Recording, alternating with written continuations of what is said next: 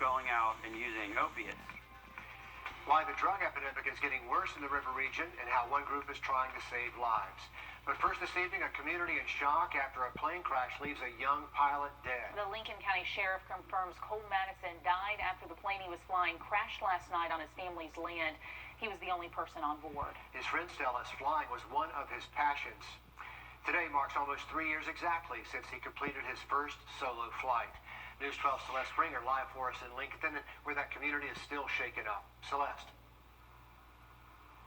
Yeah, and this plane hangar here, according to a friend of Matheson, is right halfway in between where he took off and eventually crashed off White Walk Road. Gary Ward says he was standing right here. The last time he saw Cole Madison, it was when he was flying above him, and just minutes later, he passed away in that deadly crash. An overused expression, which I hate, is people say, well, he died doing what he loved to do. We don't want to die doing what we love to do.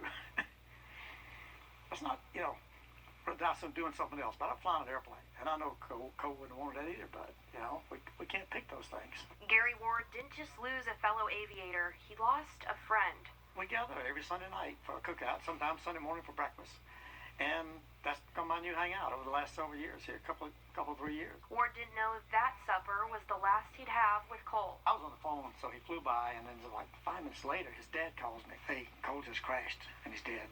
That would be the last time Ward would see Madison flying his plane. Minutes later, he crashed into the bank of a pond on his dad's property on White Rock Road. I've lost many friends over the years. Many friends, close friends.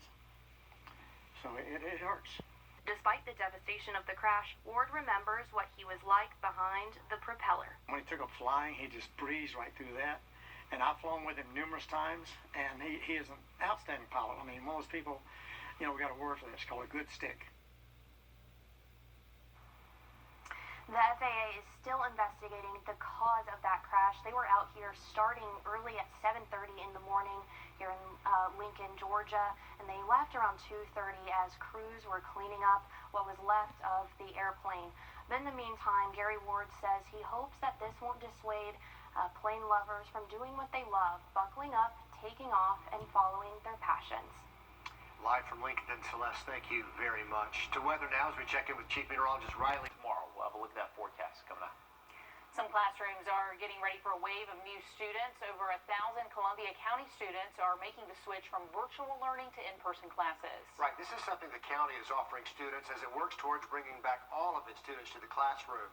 Wrdw looks at how the switch is impacting schools and why one family says it's the right move for them. The Columbia County school system is ready to welcome back more students, but it's been weeks of waiting for families deciding whether they were going to send their kids back for traditional learning or not. And now parents feel those unanswered questions about how this school year will look have been answered. Students that are learning virtually for the past 9 weeks will soon be able to return to school in Columbia County. They're doing well online, but it's not the optimal choice for us. One Columbia County parent, Storm McClure, is a mother of 4. She's decided to send 2 of her kids back to Riverside Middle. My children's mental health is one reason.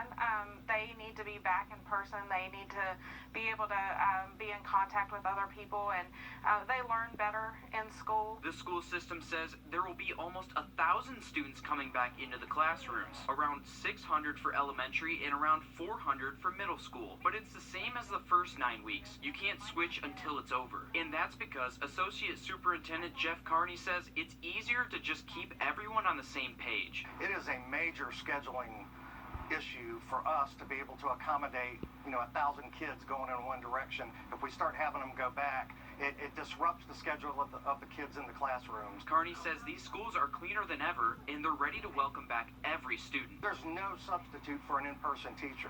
So the more we can get back into the classroom, the more we want to do. Even when there were a lot of unknowns to start the year for McClure, she says they are happy with their decision. We're just kind of trying to roll with it. These are all unprecedented times, as we hear over and over, and so we're just trying to roll with it. Reporting in Columbia County, Wrdw, on your side. The deadline for elementary and middle schoolers to switch from virtual to in-person or vice versa, that is now officially closed. High school students cannot switch from virtual to in-person until the end of the semester. and checking the latest COVID case numbers. All these sites open from 9 o'clock in the morning until 1 in the afternoon. You do not need an appointment to get tested. The pandemic is making another health crisis even worse. For people living with a drug addiction, social isolation can mean deadly consequences. The Aiken County Coroner's Office says there's been 52 accidental overdose deaths this year alone. News 12's Brady Trapnell went out with a group that was on a mission to save lives by giving away what they can. Narcan is life-saving, but since the start of the pandemic, it's been saving lives at a much higher pace. But the drug problem can't be fixed by just this. Baker Campbell knows what it's like to be an addict. I used whatever I could to change, to try and feel different or feel nothing. Often was better than the way that I felt. He says he's lost 10 years of his life to drugs and alcohol. But for the past few years, he's been in recovery and helping people at the Aiken Center just like him. It's like, hey man, I've literally walked this path. I've laid in this bed. I've done this. I've rooted in this crap before. But that's why he's here, giving out Narcan and counseling those who need it. The Aiken Center gave out 14 boxes of Narcan and 17 pouches of this drug disposal. We have clients that we know have addiction issues. Elizabeth Merritt with the Community Ministry of North Augusta says they plan to start keeping Narcan on site. In Aiken County, there were 12 accidental overdose deaths before the pandemic hit in March, and there's been 40 since, more than all of 2018 and 2019. You're having people who have not been using recently, going out and using opiates. But why? The Aiken Center says many have lost their connections and online meetings aren't doing enough. Now it's just like even more people, and it's like, how are we going to get to everybody? Well, we're trying, but we need the community's help. We need everybody's help.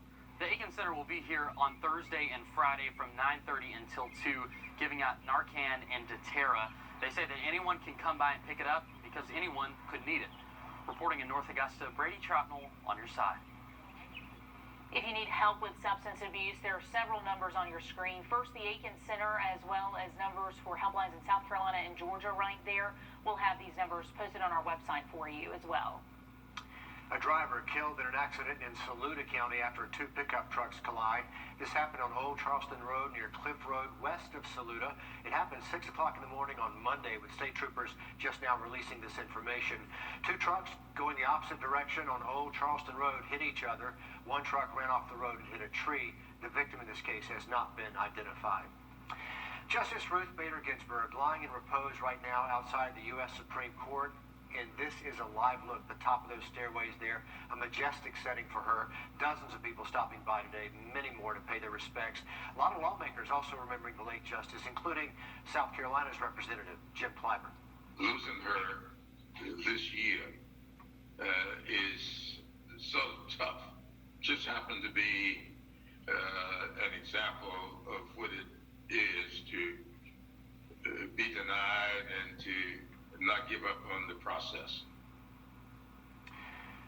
Again, back to the look outside the Supreme Court, where people have been just filing through all day long today. Representative Clyburn says losing leaders in justice like her and like John Lewis and C.T. Vivian makes this a year to remember.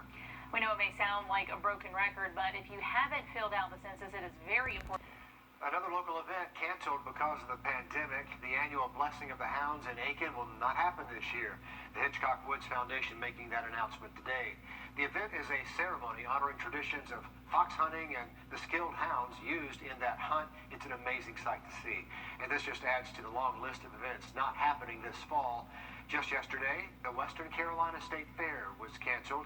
Ironman, Arts in the Heart of Augusta, Aiken's Macon, also not happening in 2020.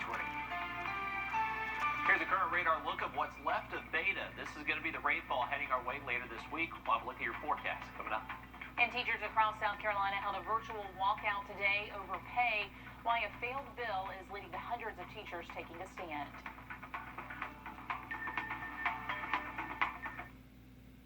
Get the help you need immediately.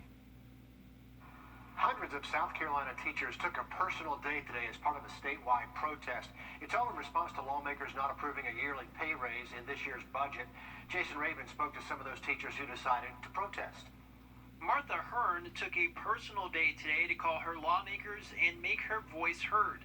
I want teachers to be supported because I am a teacher, but also because when you take care of people, they take care of others in the best way that they can. Now, she was one of the many teachers who joined SC for Ed to urge lawmakers to pass a budget plan that would have given teachers their yearly pay bump.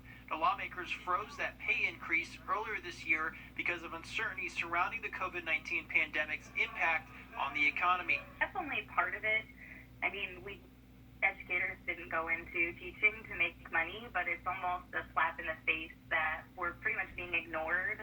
Other teachers who also do a lot of advocacy for the profession decided not to take a personal day. They say they understand why other teachers did this, but say right now their students need them. The timing of this in the middle of a pandemic, at a time where most of us are either teaching on hybrid or virtual, and you have limited time to interact with your students. The House is expected to put together a budget plan in January when they return to Columbia. If the economy is stable, the teacher step increases will be the first thing they tackle, leadership say. I understand the frustration. I have friends who contact me all the time about the uncertainty and the dangers in their job, and they need our gratitude. Now, some teachers say they'll continue to advocate and make sure they make a difference in November when they vote. If I did any of the things to parents or students that they do to their constituents, I'd be fired. I would have been called into somebody's office already.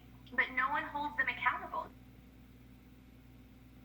That teachers group, SC for Ed, says they're already making plans for their lobby day at the State House next year. Taking a look outside.